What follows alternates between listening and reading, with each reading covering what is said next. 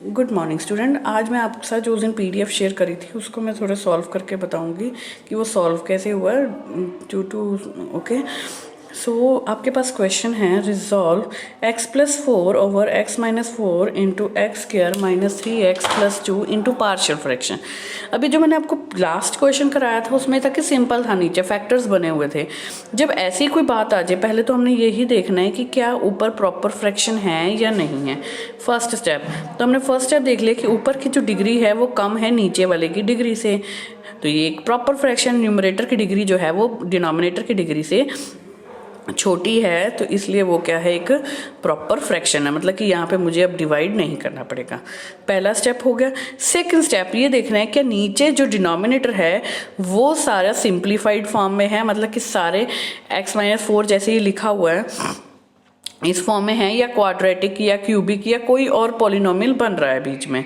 अगर तो वो सिंपल फॉर्म में है फिर तो मुझे कुछ नहीं करना। अगर वो जैसे यहाँ पर अब आपके पास क्वेश्चन में है एक्स स्क्वायर माइनस 3x+2 है ना, तो यहाँ पर यह है, इसको करना है अब मुझे सिंप्लीफाई। ऐसी कोई फॉर्म आती है तो मुझे उसके सिंप्लीफाई मतलब कि उसके फैक्टर्स निकालने पड़ेंगे। उसके लिए मुझे इसके हिट एंड ट्रायल मेथड लगेगा जो आप सिंपल लगा रहे हो, ये तो आप और कोई मेथड भी लगा सकते हो। अगर ये सबसे सिंपल मेथड होता है, जो लॉन्ग क्वेश्चन होते हैं उसमें ज़्यादा सिंपल मेथड से क्वेश्चन सॉल्व हो जाते हैं। कोई रेयर ऑफ द रेयरेस्ट होगा जो डिस्क्रिमिनेंट मेथड लगेगा, अदरवाइज सिंपल मेथड से सॉल्व हो जाते हैं। तो यहाँ पे मैंने -3x x square minus 3x+2 है उसको सॉल्व किया, तो क्या आ गया x square minus 2x minus x+2 है ना। अब यहाँ से मैंने x कॉमन निकाला, यहाँ से मैंने x कॉमन निकाला तो क्या बच गया x(x-2), यहाँ से निकाला -1 तो क्या रह गया x-2। अब इसमें से इन दोनों में से मैंने x-2 आ गया। जब आपकी ये ब्रैकेट सेम आ जाए मतलब आपने क्वेश्चन सही सॉल्व किया है। तो आपके पास आ गया x-2, x-2 कॉमन निकाला तो पीछे क्या बचा x और -1, वो एक ब्रैकेट में चला गया। तो क्या बन गया मेरे पास यहाँ पे फैक्ट, यहाँ से ये सिंप्लीफाइड फॉर्म में क्या बन गया x-1 इंटू x-2। ठीक है। अब तो ये जो चीज़ थी, जो आपकी गिवन चीज़ थी, वो अब इस फॉर्म में बन गई और इसी फॉर्म में हमें लेकर आना है जो मर्जी हो जाए। जब तक ये इस फॉर्म में क्वेश्चन नहीं आएगा तब तक हमारा सॉल्व नहीं होगा। ठीक है, तो हमने सॉल्व करने के लिए इसको इस फॉर्म में लेकर आना ज़रूरी है। अब ऊपर कितनी बार ए बी सी आएगा ये आपका डिपेंड करता है नीचे कितने आपके पास फैक्टर्स, या फिर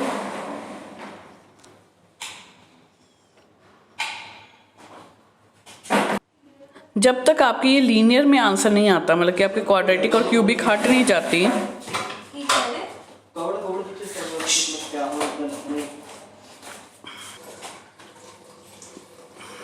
पॉइंट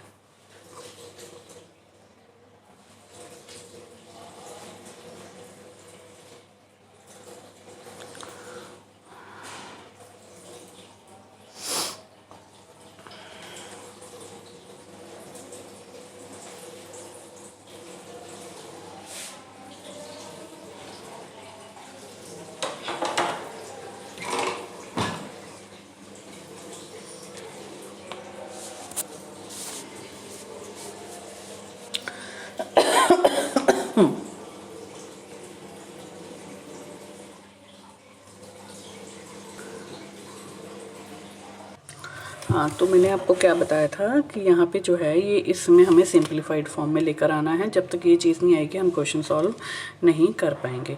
अब आपका नेक्स्ट है कि आपके कितने ऊपर नंबर आएंगे। जैसे ये A B C D E F जो भी है वो आपको डिपेंड करता है आपके पास नीचे कितने नंबर है। जैसे यहाँ पे अब यहाँ पे 3 है ना, x-4 x-2 x-1 3 है तो हमें 3 बार ऐसे लिखना पड़ेगा। पहले वाले के नीचे पहले वाला, दूसरे वाले के नीचे दूसरे वाला, तीसरे वाले के नीचे। जब तक ये तीनों कवर नहीं हो जाते तब तक हमारी ये इक्वल टू फिनिश नहीं होगा। जैसे x-4 x-2 x-1 है तो x-4 के ऊपर a, x-2 के ऊपर b, x-1 के ऊपर c। ठीक है, ऐसे अगर एक और फैक्टर होता तो हम d लगा लेते, अगर कोई और होता तो हम e लगा लेते, है ना। तो ये आपको बेसिकली याद रखना पड़ेगा। तो पहला स्टेप आपने प्रॉपर देखना है। दूसरा, अगर आपका नहीं है क्वाड्रेटिक या क्यूबिक है तो उसको सिंपलीफाई करो, उसके बाद उसको इस फॉर्म में लिख दो, ठीक है। उसके बाद आपने क्या करना है, वही एलसीएम लेना है। एलसीएम लेना है। अब यहाँ पर एक फैक्टर है तो बाकी दो ए से मल्टीप्लाई, बी के साथ x-4 और x-1 मल्टीप्लाई, सी के साथ x-4 और x-2 मल्टीप्लाई।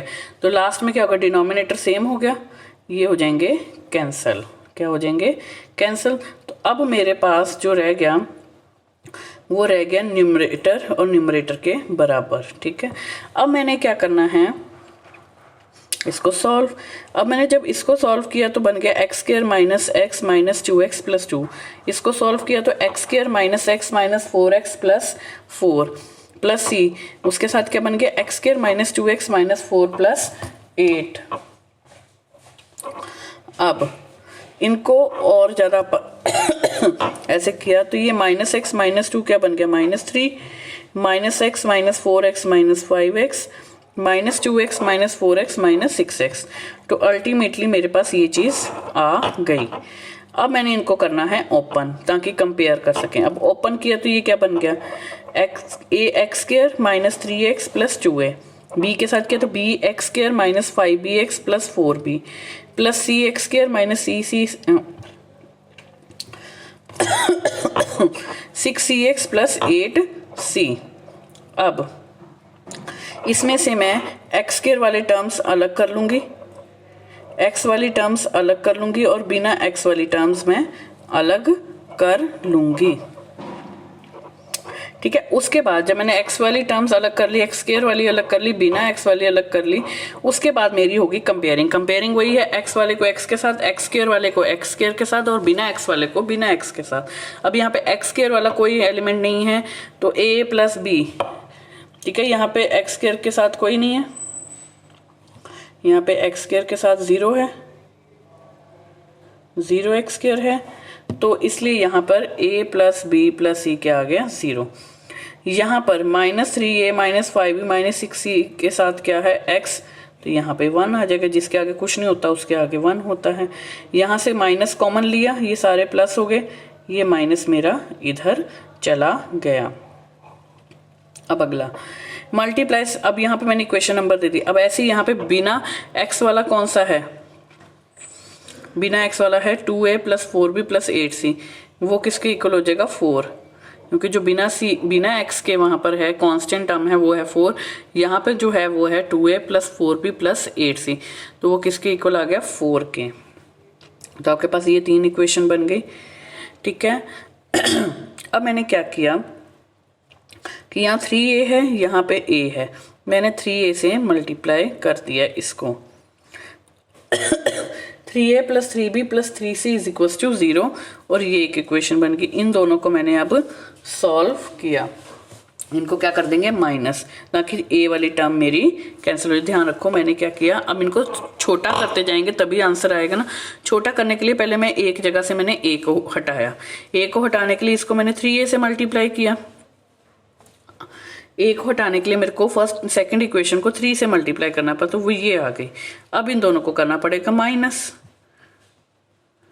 अब इन दोनों को क्या करना पड़ेगा, माइनस। माइनस किया तो मेरे पास ये सॉल्व होकर आ गया 2b plus 3c is equal to -1। इसको मैंने नेक्स्ट इक्वेशन दे दी 6th, ठीक है। अब यहाँ से b हटाने के लिए या फिर यहाँ से भी मेरे को क्योंकि ये इक्वेशन b और c में आई है, यहाँ से इन दोनों से भी मेरी b और c में आ जाए, इसलिए मैंने अब जो सेकंड इक्वेशन है उसको कर दिया 2 से मल्टीप्लाई, छोटा बनाने के लिए कि b और c है, ताकि b और c में एक इक्वेशन आ गई है, दूसरी भी b और c में आ जाए। एक इक्वेशन मेरी b और c में आ चुकी है, दूसरी इक्वेशन b और c में आ जाए, इसलिए मैंने सेकेंड इक्वेशन को फिर से 2 से मल्टीप्लाई कर दिया। और अब मैं क्या करूँगी,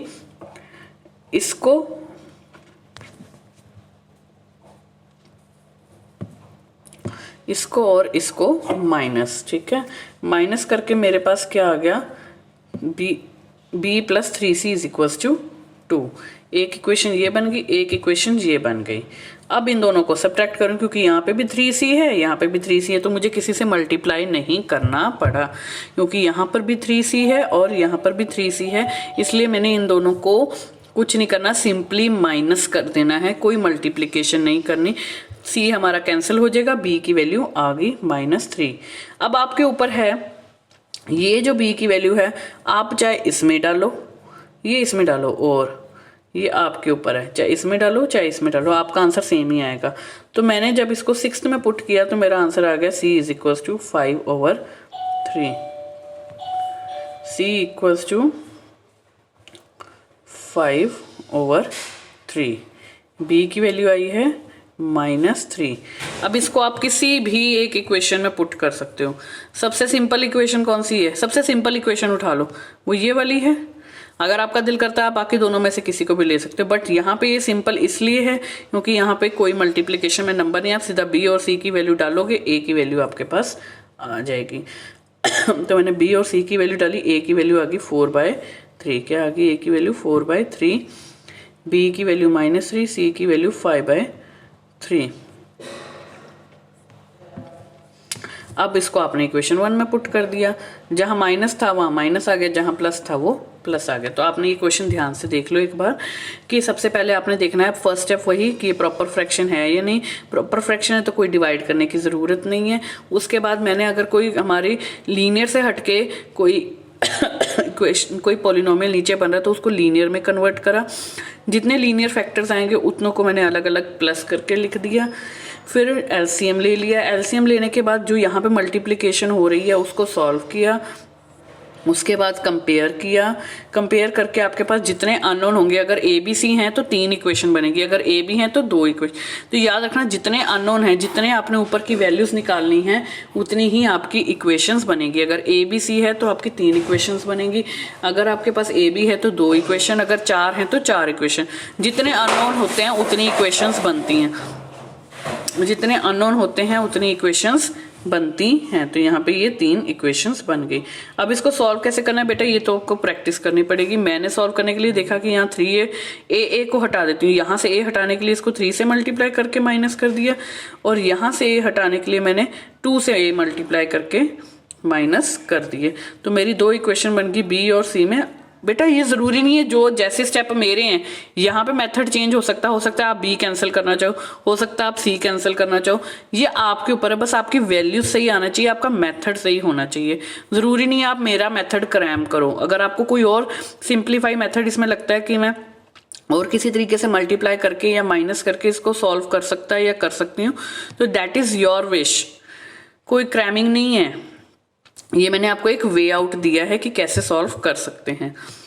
उससे आपकी बी की वैल्यू आ गई, सी की वैल्यू आ गई, फिर आपके पास ए की वैल्यू आ गई।